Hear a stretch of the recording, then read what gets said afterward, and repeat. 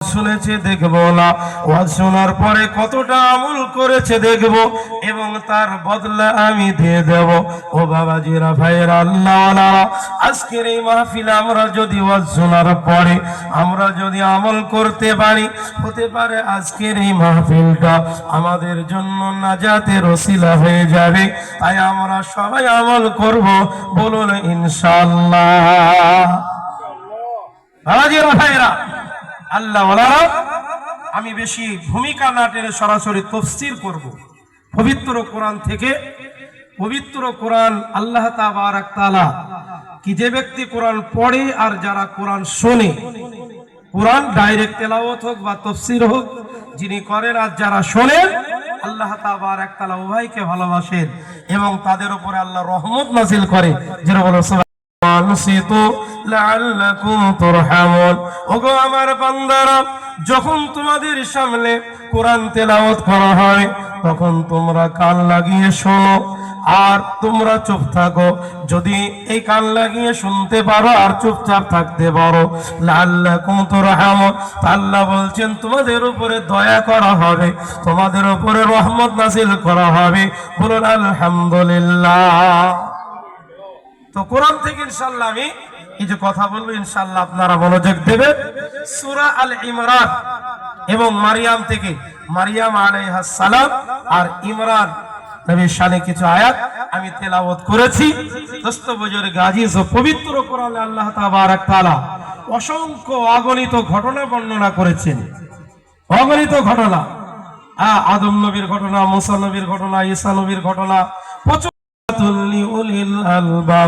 আল্লাহ বলেন আমি ওই নবী রাসূলদের জীবনের ভিতরে, তাদের ঘটনার ভিতরে যারা জ্ঞানী, যারা বুদ্ধিমান, যারা আকলওয়ালা, তাদের জন্য আমি শিক্ষা রেখে দিয়েছি, তাদের জন্য আমি উপদেশ রেখে দিয়েছি। এই কোরআন তারা পড়বে, ঘটনা তারা পড়বে, উপলব্ধি করবে। যারা রাসূলদের মেনেছিল, রাসূলদের কথার আনুগত্য করেছিল, তারা কি পুরস্কার পেয়েছে, আর যারা তাদের অমান্য করেছে তাদেরকে কি, তাদের ভয়াবহ কি শাস্তি হয়েছে, এটা যাতে উপলব্ধি করতে পারে। সেই কারণে আল্লাহ তাবারক তাআলা পবিত্র কোরআনে নবী রাসূলদের জীবনী বর্ণনা করেছেন। বলুন আলহামদুলিল্লাহ। এই ঘটনা বর্ণনা করার পর আল্লাহ তাবারক তাআলা বলেছেন, ফামান শাআ ফালইউমিন ওয়া মান শাআ ফালইয়াকফুর, যার ইচ্ছা সে ঈমান আনবে আর যার ইচ্ছা সে ঈমান আনবে না। আল্লাহ কিন্তু অধিকার দিয়েছে যে যার ইচ্ছা সে ঈমান আনুক আর যার ইচ্ছা সে ঈমান না আনুক, কিন্তু যে ঈমান আনবে সে হবে জান্নাতে আর যে ঈমান আনবে না তার শাস্তি হবে। এবং অনেক মানুষ লজিক দেখিয়ে বলে আল্লাহ তো এখানে স্বাধীনতা দিয়েছে, যার ইচ্ছা সে ঈমান আনুক আর যার ইচ্ছা সে ঈমান না আনুক। অথচ আবার দেখা গেল ওই মানুষে আপনারা বলেন ঈমান আনলে আপনার আরামের জায়গায় যাবে আর না আনলে শাস্তি পাবে। এটা আপনারা ব্যক্তিগতভাবে নিজের পক্ষ থেকে কেন বয়ান করেন? তো তাদের উত্তর কি? দোস্ত বুজুর্গ আজিজ, মনে রেখে দেবেন, পৃথিবীতে আল্লাহ তাবারক, এটা হচ্ছে দারুল ইমতিহান, পরীক্ষার জায়গা। পরীক্ষার হলে কখনো কাউকে বাধা দেওয়া হয় না, দেওয়া হয়? জোরে বলুন। পরীক্ষার হলে যার ইচ্ছা যা ইচ্ছা লিখতে পারে। কোন ছাত্র যদি আপনার গানও লিখে দিয়ে চলে আসে, কোন স্যারে মানা করবে? জোরে বলুন। মানা করবে না। হিসাবে কোথায়? নাম্বারে হিসাব হয়ে যাবে, এখানে কিছুই বলবে না।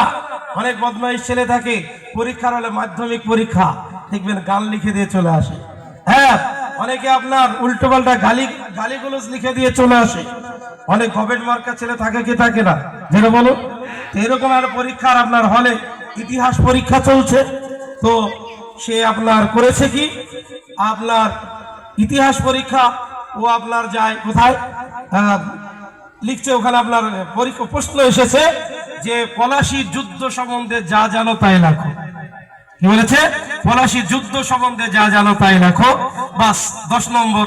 তো লিখেছে পলাশীর যুদ্ধে যে কামানের আওয়াজ ছিল সেটা ছিল কি, দমদম বদম্বম, দমদম বদম্বম, দমদম বদম। বাস এই কথাটা খালি লিখে চলে যাচ্ছে, আর সালাম করে গিয়ে লুজ নিয়ে চলে আসছে। স্যার বলছে কি ব্যাপার, এত লুজ নিচ্ছে কেন? খুব মানে ভালোই ছেলেটা লিখছে।